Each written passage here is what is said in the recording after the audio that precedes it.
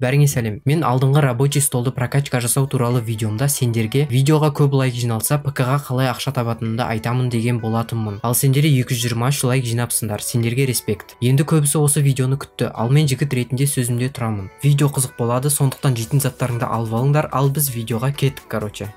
Это переход, короче. Бәрі 2020 жылдың наурыз айында басталды.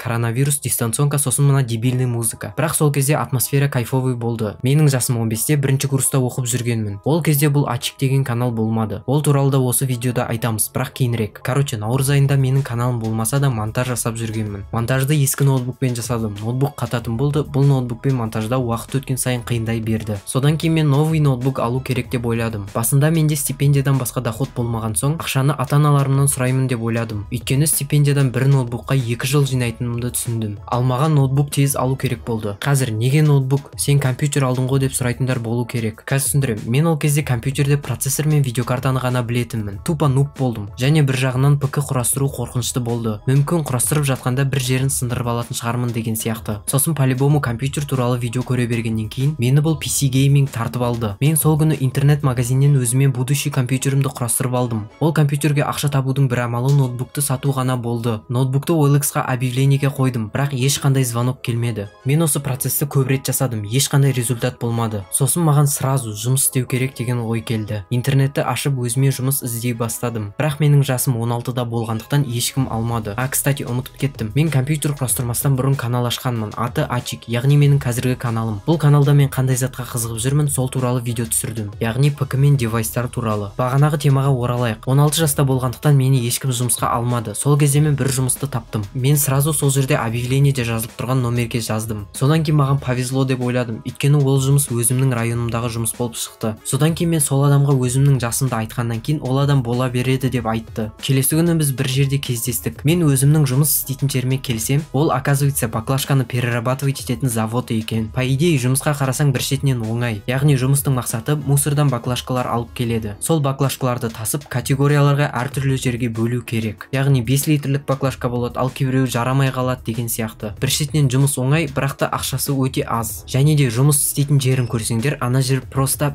бірақ та маған бір шетінен компьютер үшін осы жерде жұмыс істеуге болады деген ой келді. Сосын маған ата-анамның қолхаты ғана керек еді. Яғни 18-ге толмайынша жұмыс істеу үшін ата-ананың рұқсаты керек. Мен сосын үйге келдім да бұл жұмысты істейін ба немесе істемей қояйын ба деп ойландым. Сосын ата-анамнан кеңес сұрадым. Бірақ та бағанағы баклажкалар мусордан келгендіктен оны қандай адам ұстағанын ешкім білмейді. Ал ол кезде адамдар коронавирустан қорыққандықтан, ну и нахер деп ол жұмысты істемедім. Ол кезде қыркүйек айы болатын, бірақ та жұмыстың мақсаты былай болған. Маған күніне 11-ден кешкі 6-ға дейін жұмыс істеу керек болатын. Ал күніге беретін ақшасы 2000 теңге. Егер де ол кезде коронавирус болмаса, немесе мен коронавирустан қорықпасам, сол жұмысты істеп компьютерге ақша жинауға болатын еді. Бірақ та мен ол кезде отказ бердім. Егер де қазір өкінесің ба деп сұрайтын болсаңдар, жоқ, өкінбеймін, өйткені одан кейін менде өте қызық история болды. Ол былай болды. Осы қыркүйек айынан кейін қазан-қараша айларында мен дым істеген жоқпын. Максимум істегенім ай сайын стипендия алып тұрдым, сосын үйде керек емес заттарды саттым. Бұлай да бірақ дым істемесем де компьютер жайлы көп нәрсе білдім. XAS деген блок питанияны алуға болмайтынын, Polit деген видеокартаны алуға болмайтынын, сокет деген не екенін, және де адамдар өмірде екіге бөлінетінін түсіндім. Intel бой, амудешниктар. Конечно, бұл рофл, егер де шынымды айтсам, бұл айда мен компьютер жайлы көп нәрсе білдім. Ал егер осы айда өкіндің ба деп тағы да сұрайтын болсаңдар, жоқ, осыдан кейін де тағы да қызықтар болды. Ноябрь айында, яғни қарашада менде өзімде 16 000 теңге болды. Как раз 16 000 теңге болғаннан кейін видеокарта аламын деп шештім. OLX-қа кірдім, OLX-та GTX 1060 3 гигабайттық версиясын таптым. Пока что помидор лақтырмай тұрыңдар, мен ол кезде компьютер жайлы почти ештеңе білмедім. Пока что GTX 1060 3 гигабайттықты затычка екенін білмей тұрып, мен оны 50 000 теңгеге достоин деп ойладым. Конечно, қазірде егер 50 000 теңгеге осындай 1060 3 гигабайттық табатын болсақ, обязательно алатын едім. Ал ол кезде ол видеокарта 50 000 теңгеге вообще не достоин болды. Сондықтан ол видеокартаны мен 50 000 теңгеге сатып жібердім. Короче, біз темадан ауысып кеттік, енді біз декабрь айына көшейік. Вот, осы кезден бастап өте қызықты бола бастайды. Декабрь айында менде тағы бір доход пайда болады. 4 ай бұрын мен сендерге интернет арқылы қалай ақша табуға болатын туралы видео түсірген болатынмын. Сол жерде мен сендерге фриланс туралы, видеомонтаж туралы айттым. Осы кезде мен осы фриланс основной жұмысым болатынын түсінген жоқпын. Жарайды, қазір сендер түсіну үшін рет-ретімен айтайын. Негізінде баяғыда мен монтаждан ақша табуға болатынын түсіндім, бірақ та клиентті қайдан табатынын білген жоқпын. Түрлі фриланс сайттарға өзімнің объявлениемді берсем де ешқай жерден адамдар келмеді. Содан кейін маған декабрьде жақсы идея келді. Идеяның мақсаты былай. Короче, OLX-қа өзімнің монтаж жасайтыным туралы объявлениені беремін. Өйткені ол жерде конкуренция аз деп ойладым. Объявлениені қойғаннан кейін мен бір апта күттім. Бір аптадан кейін маған бір заказ келді. Ол заказда мен юбилейный видео жасау керек едім. Сосын ол видеоны жасадым, маған 2000 теңге берді. Видеоны мен 5 минутта жасадым, сондықтан да ақша ауадан келді деп есептесем болады. Сосын мен ең алғашқы клиентімнен осылай 2000 теңге таптым. Одан кейін көп заказдар келді. Кейбір заказдарда концерт болды, кейбіреуінде туған күндері туралы болды. Және де мен солай көп заказдар ала бердім. Конечно, любой заттың минусы болғандықтан бұның да минусы бар. Бір кезде мені ақшаға наебать етіп кеткен. Ол былай болды. Бір мудак маған OLX-тағы объявлениені көріп жазды. Сосын заказға 5000 теңге беремін деп айтты. Видеоны оның айтқаны бойынша бәрін дұрыстап істедім. Бірақ та видео оған ұнамады, сол үшін переделка үшін 3000 теңге деп айттым. Переделкаға 3000 теңге болды, сосын заказ 8000 теңгеге көтерілді. Заказды біткеннен кейін ақшаны берем деді да, одан кейін видеоны алды да мені наебать етіп кетті. Мудак. Сосын ақша да жоқ, уақыт та кетті, сосын осындай обидный ситуация болды. Осы ситуациядан кейін мен өзімнің қатемді түсініп, монтаждың алдында 50%-ін алатын болдым. Одан кейін наебательство вообще ешқашан болмады. Сол кезде маған бір заказ үшін 8000 теңге өте көп болды. Кейінірек крупный заказдар түсе бастағаннан кейін, одан кейін поебать. Сосын тағы бір заказды айтайын. Бұл заказ мен үшін өте крупный болды. Бұл заказда мен автошколаға видеоурок жасау керек едім. Яғни маған 30 орысша видео береді, соны қазақшаға аударып, қазақшасын жасау керек болған. Каждый видеоның өзінің длинасы әртүрлі. Кейбіреуі 5 минуттық, кейбіреуі 2 минуттық, кейбіреуі 10 минуттық, кейбіреуі 20 минуттық. Бірақ та бәрін қосқанда 150 минуттық видео шығады. Ал менің прайсым бойынша 5 минуттық видео 4000 теңге болды. Сондықтан 150 минутты есептегенде менің оплатам 120 000 теңге болу керек. Сосын мен бұл условияға обязательно келісімімді бердім. Условия бойынша видеоны мен 20 күнде бітіру керек болдым. Бірақ та монтажды бастамай тұрып, видеоның алдында обязательно 50%-ін алдым. Ол видеоны жасарда менде көп қиындықтар болды. Бірақ та мына жерде мен ештеңе айта алмаймын, өйткені видео өте қатты ондай ұзақ емес. Короче, монтажды мен 20 күннің ішінде бітірдім. Бітіргеннен кейін менде кейбір переделкалар болды. Сосын ол переделканы бітіргеннен кейін маған полностью ақшаны берді. Мен бұл заказдан 120 000 теңге таптым. Бұл жұмыстан бөлек мен официант болып жұмыс істедім. Яғни мен жұмыс істеген жоқпын, просто бір күн барып официант болып көрдім. Шынымды айтсам, бұл маған вообще ұнамады. Жұмыстың мақсатын айтып кетейін. Сен таңертең тұрасың, жұмысқа барасың, одан кейін сағат 1-ден кейін көп клиенттер келе бастайды. Яғни клиенттер келеді, соларды обслуживать ету керек. Бірақ та ақша табу үшін нормальный жұмыс істеу керек. Саған либо чаевой береді, либо вообще ақша таппайсың. Және күніге таңертеңнен бастап түнгі 1-ге 2-ге дейін жұмыс істеу керексің. Бұл жұмыс осындай геморрой болғандықтан вообще бұл жұмысты істеген де жоқпын. Бұны істегенше монтаждап үйде отырып ақша тапқаным жақсы. Сосын мен тағы да курьерде жұмыс істедім. Бұл жұмыстан мен өте қатты көп ақша тапқан жоқпын, бірақ бір айдай жұмыс істедім. Жұмыстың мақсаты былай болды. Мен үйде отырам, маған заказдар түсетін болса, мен велосипедпен сол жерге барамын. Және де каждый доставка үшін өзімнің оплатамды аламын. Яғни бір доставкаға 500 теңге болады. Мен бұл жұмыстан өте аз таптым, өйткені мен жұмыс істеген жерде клиенттер аз болды. Мына жерде мен сендерге өзімнің кеңесімді берейін. Курьерге жұмысқа кіру өте оңай. Ол үшін Инстаграмға кіреміз да суши деп жазамыз, одан кейін өзіміздің районымыздың атын жазамыз. Шыққан любой суши компанияға өзімізді рекомендовать етеміз. Егер де бос орын болса, сендерді обязательно жұмысқа алады. Бұны тек қана сушида емес, басқа да товар сататын магазиндерде істеуге болады. Осылай мен ақша тапқан болатынмын. Осы видео бойынша полный итог шығаратын болсақ, мен ноябрьден мартқа дейін, яғни қарашадан наурызға дейін 350 000 теңге таптым. Самый главный ата-анамның көмегінсіз таптым. 350 000-ды қалай тапқанымды бөлетін болсақ, 100 000 теңгені стипендиядан таптым. 50 000 теңгені үйдегі керек емес заттарды сатып таптым. Ал қалған 200 000 теңгені монтажбен курьерский жұмыстарды істеп таптым. Итог курьерский жұмыстан максимум 30-40 000-ақ тапқан болатынмын. Сондағысы менің основной доходым стипендия мен монтаждау болды.